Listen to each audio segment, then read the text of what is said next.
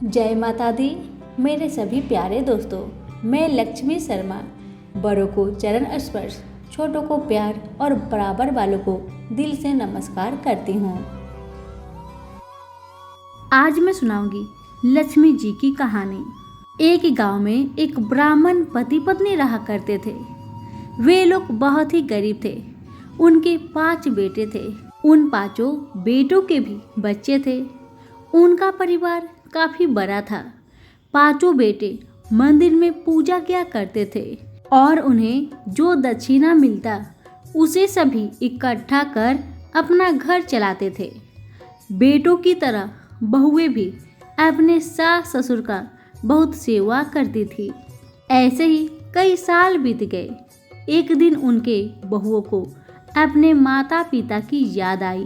गरीबी के कारण अब तक शादी के बाद भी अपने माता पिता से मुलाकात नहीं हो सका था। उसके सास ससुर ने उन्हें जाने की अनुमति दे दी।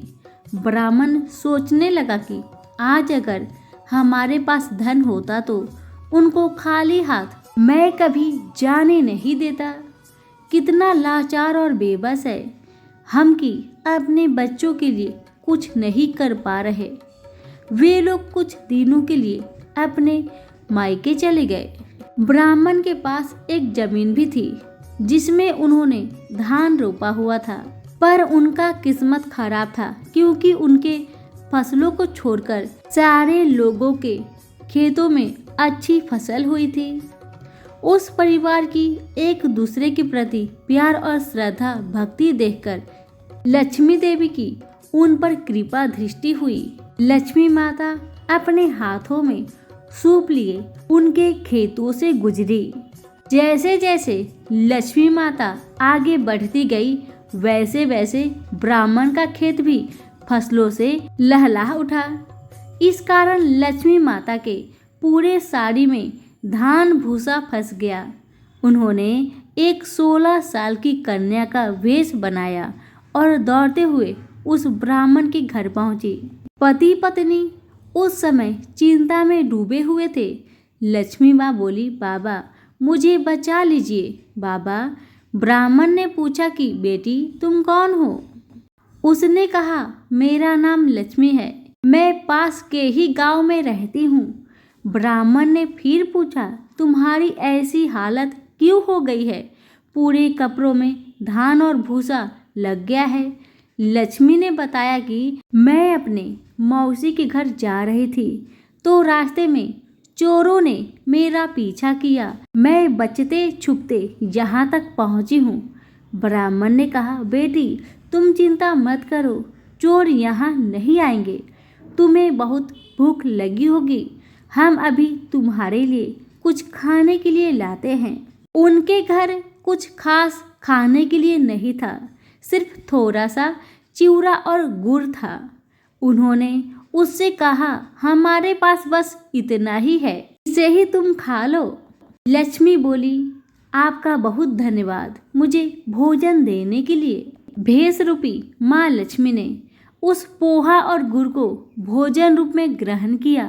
ब्राह्मण पति पत्नी ने उसे सोने के लिए अपना कमरा दिया और स्वयं आंगन में खटिया बिछाकर सो गए। उन्होंने अपने बहू बेटों को जगाना उचित नहीं समझा।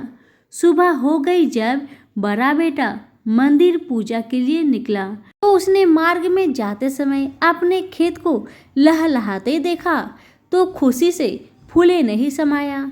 वह तुरंत ही घर दौड़ाया और अपने माता पिता से कहा कि चमत्कार हो गया माँ, चमत्कार हो गया। हमारा खेत फसलों से लद चुका है। सभी बहुत आश्चर्य में पड़ गए कि अचानक ये कैसे हो गया। सूखा खेत कैसे फसलों से लद गया। पति पत्नी सोचने लगे कि शायद माँ लक्ष्मी की कृपा हम पर पड़ी है। यही सोचकर सभी माँ लक्ष्मी को कोटि कोटि प्रणाम करते हैं। माता रानी को बहुत बहुत धन्यवाद करते हैं। ब्राह्मण पत्नी ये खुशखबरी रात में रुकी लक्ष्मी बेटी को सुनाने पहुंची। जैसे ही उसने दरवाजा खोला उसने पूरे कमरे में सोने चांदी हीरे मोती भरा पाया, पर लक्ष्मी बेटी नहीं थी। पास ही में एक सूप पड़ा था जो सोने का था, और उस सूप में कुछ धान के लच्छे और धान के भूसे भी पड़े थे जो सोने के थे। उसके पास ही सुनहरा चरण चमकते हुए दिखा। उसे यह देखते ही समझने में देर नहीं लगी कि बेटी लक्ष्मी ही वास्तविक में लक्ष्मी माता थी। पत्नी दौड़ती हुई आई और सभी को बताने लगी, माँ लक्ष्मी स्वयं हमारे घर पधारी थी और हमारी गरीबी मिटा गई। यह सुनकर सभी देवी के चरण स्पर्श करने पहुँचे और उन्हें धन्यवाद करने लगे। तभी आगे का जीवन बड़े ही आराम के साथ गुजारे और सभी लोग मिलकर माता लक्ष्मी की पूजन बड़े ही धूमधाम से करने लगे।